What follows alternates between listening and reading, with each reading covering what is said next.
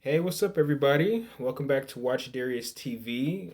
This is a review of season two of Power Book Two Ghost. I want to start off by saying like, comment, and subscribe to Watch Darius TV. Leave a comment, all that stuff like that. Starting off, I thought the season was okay. Um, Starting off, after the professor was killed by Tariq and stuff like that. Professor Jabari getting shot. I thought the season was decent. It was okay. It wasn't too bad.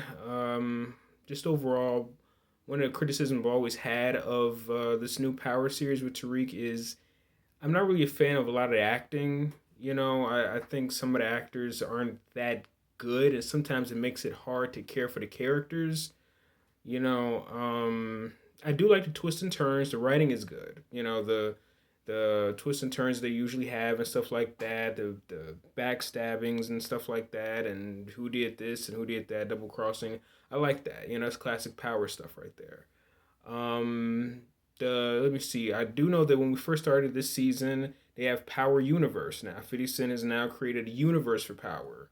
There's Tariq show. There's the Kanan show. There's the uh, Forced Tommy's spinoff he got in Chicago. Governor Tate, he's going to have his TV show, so they all have it. Now it's creating a Power universe. I find that interesting. I like that.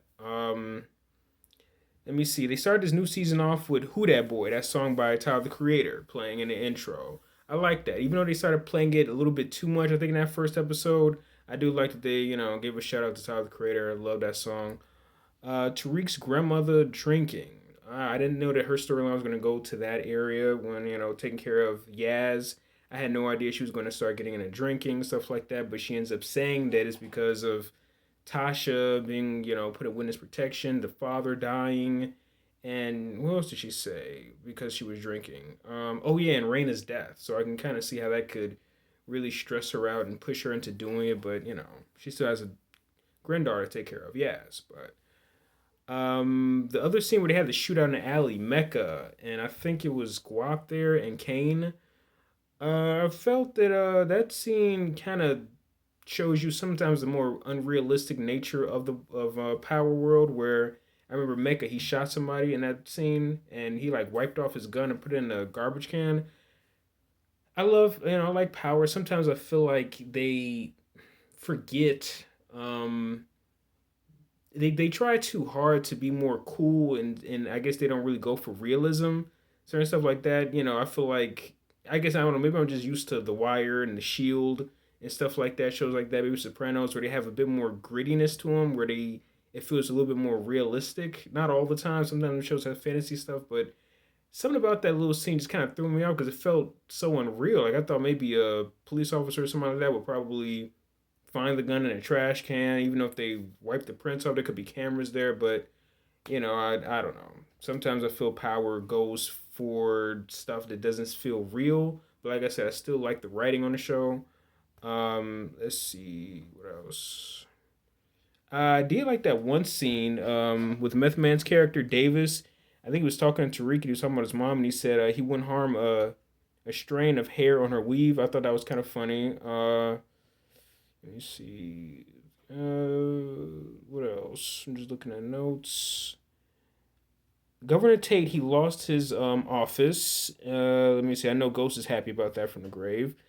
And then his brother is playing his actual brother in real life. I think that's okay. I like the fact that they're giving black actors more work. I love that about Power. The one guy from the Cosby Show, he got a little small recurring role on this show. I like that. Let's see. I did like the scene where earlier in the season where Tariq goes to Braden's friends, like they have like some type of get together, and his family was saying some racist stuff, and he was able to check them. I don't remember exactly what Tariq was saying, but I liked that scene. I felt like he was able to check them and do it respectfully and relaxed, kind of similar to something Ghost would do in that scene in a situation like that. I like that. Let's see, Tariq's friends saying some racist.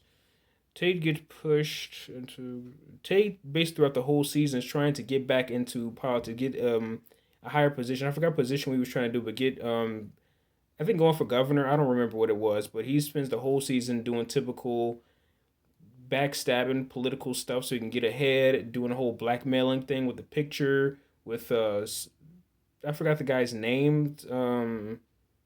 I forgot Braden's dad or something. Not Braden's dad, but this guy. He was trying to basically get over so he can blackmail him into getting a higher position. He spent the whole season doing that. I believe that this whole season in general was just preparing for Tate to get his own spinoff. Out of I think it's called Influence or something like that. So that's what this was basically setting up for, I believe. Let me see. Tate gets pushed into the. Guess that's the Tate show. Let me see. Tariq telling his girlfriend. I did find there was another scene where Tariq was saying that he was sad over his dad's death, although basically Tariq is the one that killed his own dad and the professor. I felt that was pretty odd, because he basically, killed his own dad. Um, Redman appearing on the season too as Method Man's brother. Sometimes I did feel that was a little odd because pretty much all you see is just Method Man and Redman. I love seeing Redman too, and I love Method Man, but something felt weird. It felt a little strange. Like I said, I like seeing Redman, but it's just seeing all you see is Method Man and Redman. I don't see two brothers talking. I just see Method Man and Redman. I mean, it's not too. It's sometimes a little distracting. I'll be honest, because that's all I see is Method Man and Redman. I don't see two brothers. But they could make it work out, I guess. But it felt a little distracting to me. But you know, Tariq's phone call that he has, and the detective ends up answering the call. That scene where that detective ends up staying on Stanfield, that was a turning point in the season I liked. So that made the detective basically do more investigation, all because of the phone call. I like that. Um, I like the quote by Monet that she gives to her daughter, saying, "Having a lover makes you weak. Having a partner makes you strong." I like that. And then we find out Effie is bisexual. It feels like I've always found that character Effie interesting. I feel also like they had to throw in sort of it feels like they had to have a token lesbian character, just like how Drew is, he's gay. So sometimes it feels like I wonder, do they naturally do they think of just having one token character in that's gay or something like that, and then waiting to have another one? I like representation, all that other stuff like that, but sometimes I do wonder if it's is it do they have to I don't know, is it certain characters that they want, do they hire a bunch of new characters, create new characters, and then does one have to be gay, or is it just multiple ones? Sometimes I wonder, is it, I don't know, I gotta explain this. Like if I never knew that her character was going to be gay. I didn't, well, not gay, but bisexual. But I was wondering if was there like a certain quota that they had or something like that. Was it just one gay character every few episodes, or once a season? I don't know. Some just a random thought I had, but like I said, I love the character Effie. She's interesting. I didn't know that she was bisexual. Let me see. Kane and Drew. I like the scene where Kane and Drew were bonding. When they were like shooting stuff like that. I forgot what scene that was because it's from my notes. But let me see. And then we find out Monet's, I guess, real name is Nene Stewart. It was interesting. I didn't know that her name was that. And the actress that plays Yaz. So I was wondering what age was that character, because the character looks like she's 12, but I don't know. But she kind of sounds like she's 6 years old. So I was wondering, because the character was kind of like Maggie and the first Maggie Simpson back on Power. It was a baby, and then it seemed like she just became like she just stayed a baby throughout most of the whole series. So I don't know. I was always curious about that. I didn't know because she sounds young, but she looks older. So I don't know what that character was supposed to be. Let's see.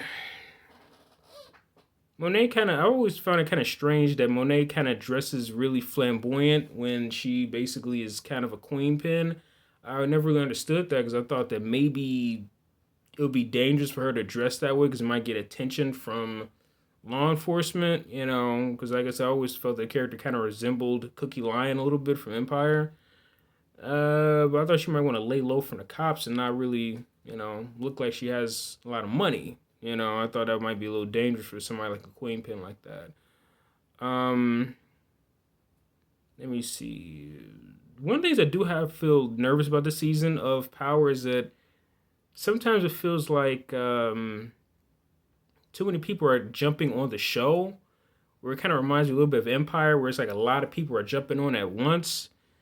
I don't know. It just feels like it's a lot of people on the show now. Like I said, I still love it. You know, Empire was still a cool show. You know, well, I love the music on Empire, but sometimes it feels like it's like a lot of people on it though. I don't know. Why does it feel kind of crowded? Maybe just a lot of characters. So many people are going on Power at once. I feel like, but I guess it's still a good show though.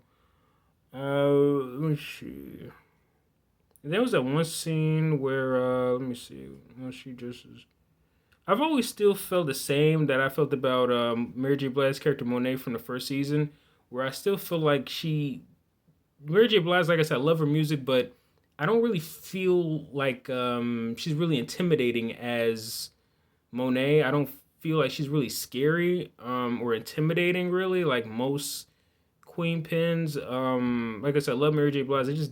I don't know what it is. She doesn't feel as intimidating and as scary as I wish she would make her out to be. She's an interesting character, but she's just not. I don't know if she's supposed to be scary, but I feel like they could. I don't know, make her a bit more intimidating, I guess, because she is a queen pin and all. Drew punching the reporter. The scene where Zeke was getting harassed by the reporter and Drew punches him. I thought that was pretty interesting and showing his more violent side. It was interesting. But I still never felt the character was really all that intimidating. But I do like to see his more dangerous side. It does seem more interesting to see him that way. Sometimes I wonder, do they try to make him more violent because they might? But I don't know. Maybe because the character just doesn't seem as intimidating. Do they try to make him more violent to balance him out? Sometimes I'm not sure about. Let's see. Tariq's granny becoming an alcoholic. I already said that. Says everything bad has happened in this. The one scene where Tariq's grandmother says everything bad happens in his family because of him. I could say most fans probably might agree because most fans hated Tariq back in Power. So, hey, maybe they're right, but maybe she's right about that. I don't know, but that was kind of some harsh words for him. We find out Zeke's dad is Mecca, the new antagonist of the season. Zeke is not Monet's nephew. He is actually her son, and she also even changed his age. Who would have known that was going to happen? That kind of messed up his whole basketball career. Uh, Kane planting the Ramirez badge in Tariq's room. That was turning point. I didn't see him doing that. Well, I kind of saw him doing that because he clearly hated Tariq. Brushana wasn't really that annoying this season. That was played by I think she's a rapper, light skinned Keisha. Her character was a little bit more cooler this season. She wasn't as annoying as she was in first season, so I like that. The guy who plays Mecha, also the dude who plays Mecha, he was in that TV show Rescue Me on FX. I love that show. It was pretty good. Let me see. Method Man. See, yeah, like I said, Method Man's character, I like Davis.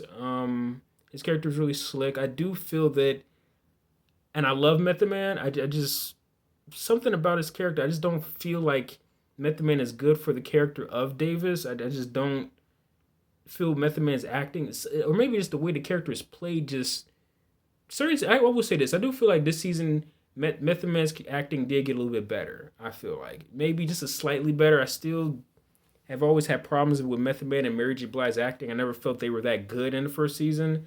I think Method Man has gotten a little better.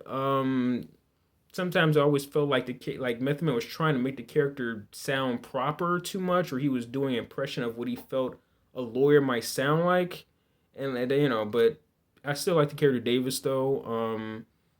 And yeah, I think that his character was a little bit more interesting in this season compared to last season. Let's see. And then the scene where Monet wants Kane to find Tariq's weakness, which is his sister, I'm guessing, but they didn't use that. And then Tariq has to find Kane's connect. So I'm guessing that Monet was sort of trying to get them to understand each other, and maybe she doesn't want them to get into it, I believe, but she definitely seemed like she had something plotting there between Kane and Tariq. Maybe she may want. Maybe Kane feels like Tariq's going to take a spot, but clearly she was trying to do something there. I don't know if she wanted to have them collide. Maybe it must be something I'm forgetting. Maybe she wanted them to collide or work together. I'm not really sure about that, but definitely she wanted them to figure each other out. Um, Basically, throughout the season, you see everybody doing typical power stuff, finding information on each other, double crossing, needing money or something like that. This is the Power Universe, of course. Davis wants to get his brother. Let me see. Davis wants to get his brother out of jail. I forgot his brother's name, though, played by Redman. But his brother doesn't want him to get inside. And I know they say that a couple times throughout the season. And clearly, if Davis don't be careful, he might end up getting himself in jail. We don't know if he might be able to get Redman's character out of jail, but that's going to be another season plot that's going to happen in season 3. Figure out how that's going to go. Let's see, and also Davis I believe is using Sax to help him get his brother out of jail. So I want to see how that's going to go. Even though we end up finding out later on in the season that Sax is an informant, so I don't know how that's going to go. Everyone is. Let me see. Davis wants to. Then there's a scene where Kane says he says, "What kind of mother is Monet?" Definitely, Monet is a very toxic mom. Just she's a drug dealer. That's have kids that are murderers. So she may not be the best mom.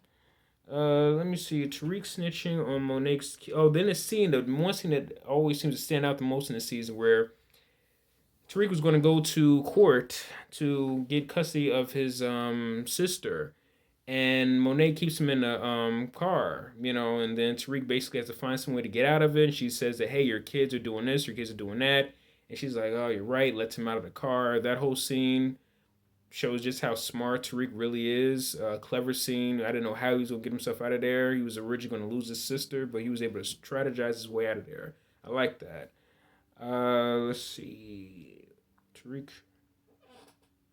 I do like that Tariq was willing to offer to pay for his grandmother's rehab.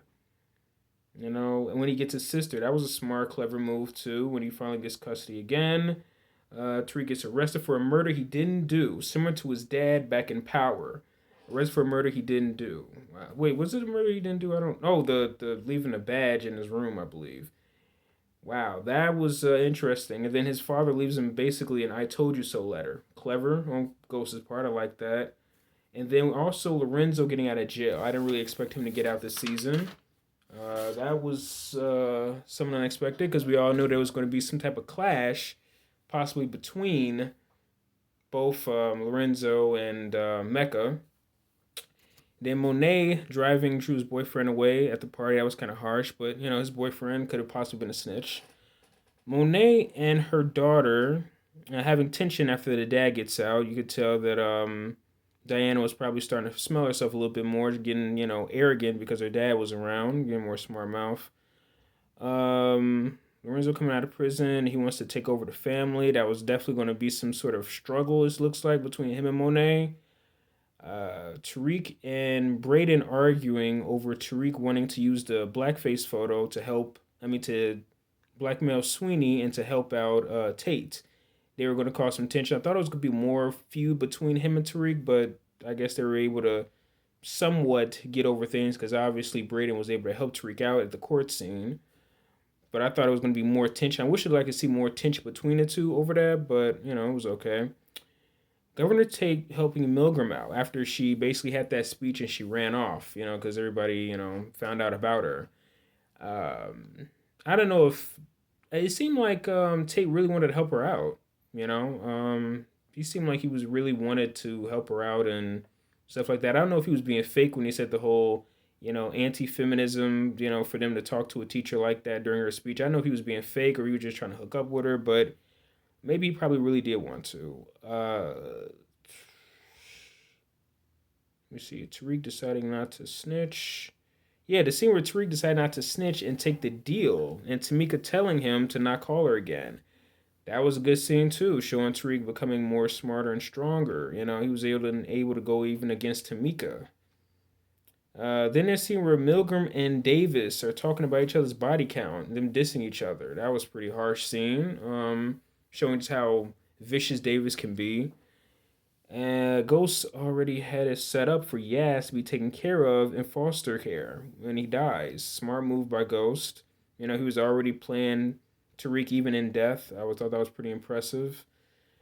Davis in court with Milgram, exposing her about their relationship with Zeke. Man, that was pretty harsh on Davis, but he clearly does not care. He does whatever he wants. I did like that ring that Mecha had in a box where he unlocks it and it switches open like that. I thought that